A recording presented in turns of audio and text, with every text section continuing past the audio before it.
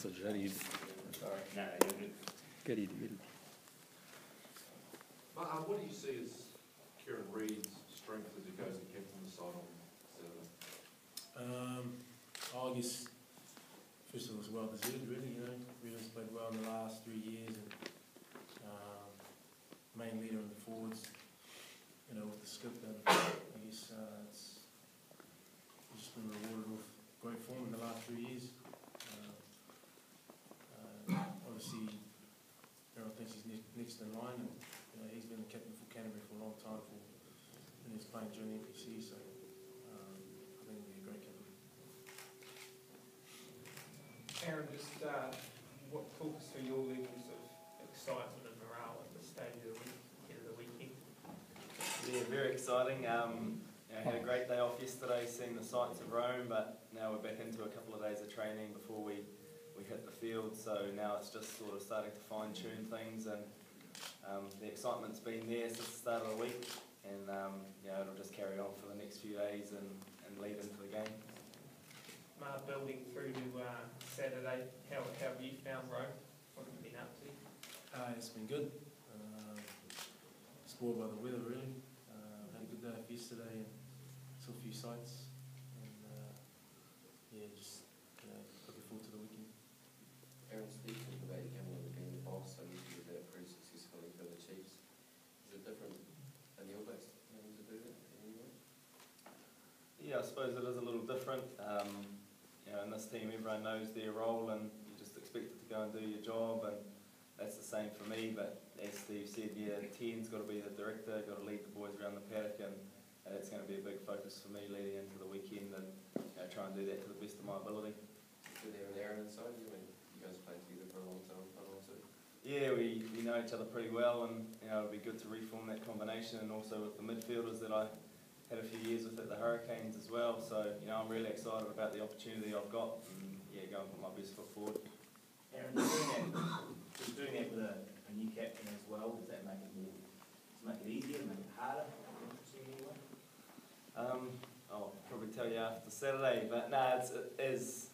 Ma'a said it's going to be very exciting for Rito. It's justified, I think, his captaincy role, and he is a leader that speaks by his actions on the field, and we sat down and had a good chat yesterday just to talk over a few things that might happen on the field, and if that does, what we can do. So it's going to be great, and we've got a good relationship on and off the field, so we just need to make sure that we keep communicating while we're out there.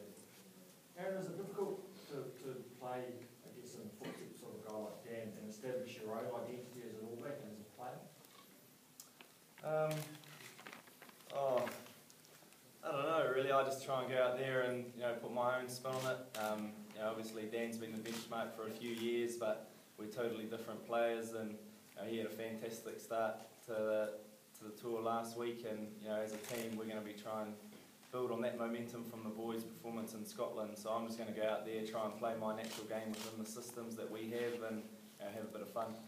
Ma'a, you played obviously alongside Aaron a lot, and you saw him when he was very new into the professional first class scene. How's he different now to the young fellow that first arrived at the Hurricanes? Yeah, I think as it's come a long way, really. We saw that this year when they won the championship for the Chiefs. He's coming to his own, and he's his own player.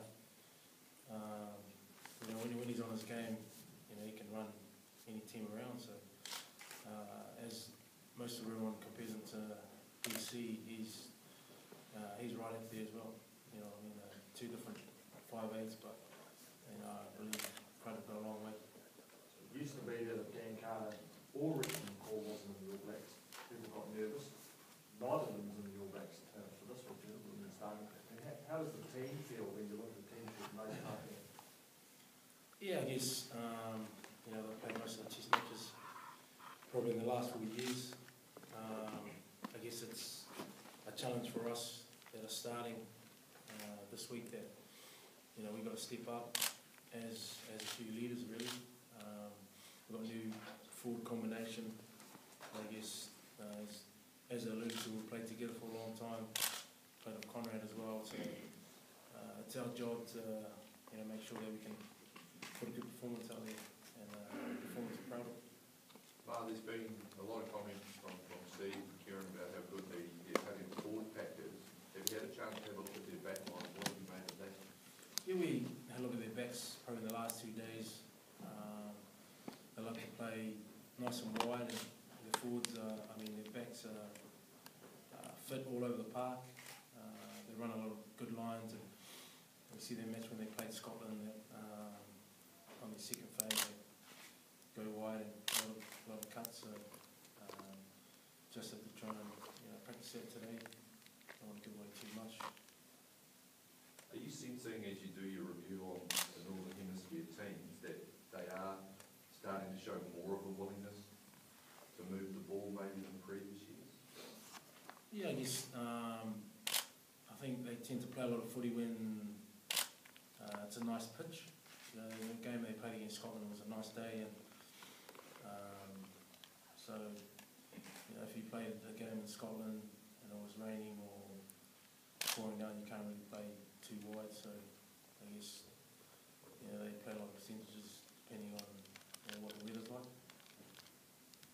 Mark, talking about the match against Italy on Saturday, which is the reaction or the mood to waiting for the match down in New Zealand? What does it mean to a New Zealand crowd, a match against Italy here in Italy? Oh, it's another test match really. It's always been on the schedule. We're going to play Italy and Rome. I think it's a great occasion for both nations, especially being in Rome, and I'm sure there'll be a lot of fans at home watching the game. Talking about the week that precedes that is coming before the match, I think it's going to be, when you come to Italy, it happened like that also in Milan a couple of years ago. Maybe it's not a week that you repeat, for example, before a match against England or Wales. There are many things to do, sights to see, for example, meeting people and so on. It's something like, don't take me too close to the word, a holiday week, for example. I guess we sometimes we can get in the trap of seeing too much things off the field. As you know, professional players, and we have a rule of switching on and switching off. So as Aaron said, we had a day off yesterday. It was great. Got to do things that probably never would do, but the next 2 days it's mainly back to training and back to the serious stuff. As we don't have Richie or Dan playing, so we're the players in charge. So represent the All Blacks. Aaron. In your backline, you've got Ma'a Nonu and you've got Cruden, giant guys on one. So do you think that the size of the All Blacks L'ho coperto completamente.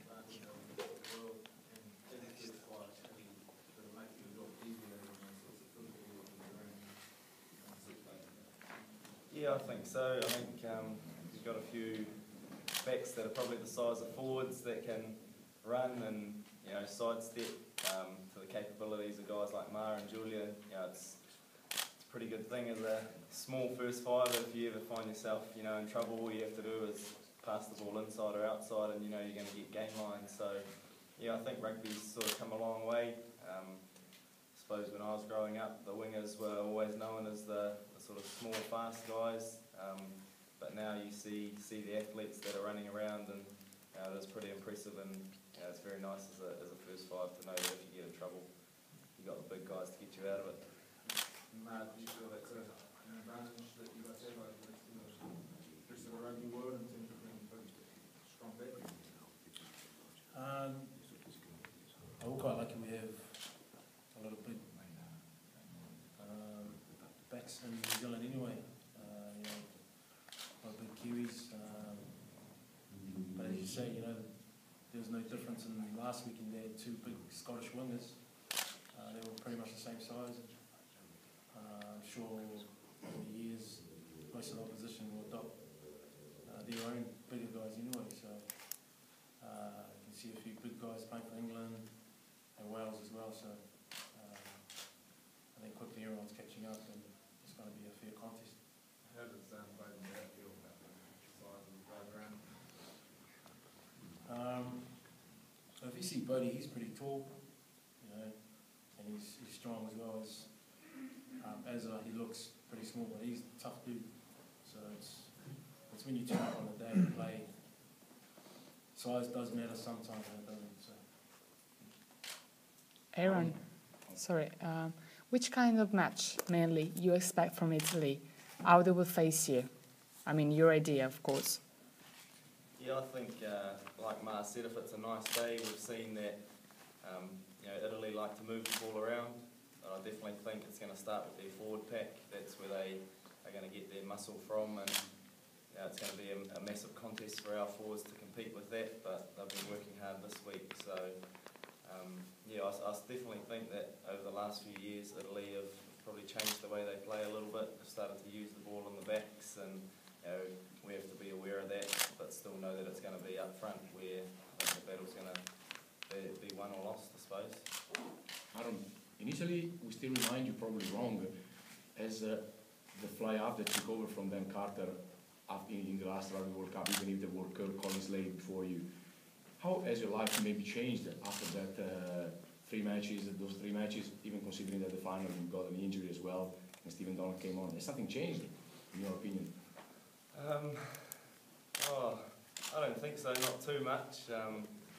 Maybe just walking on the street back home in New Zealand a little bit, get recognised a little bit more, but little kids come up to you and say hello, which is great. But yeah, things haven't changed too much, just always try and go out there and play my best and just be the best I can be, really. Last question? Done? Excellent. Thank you, everyone.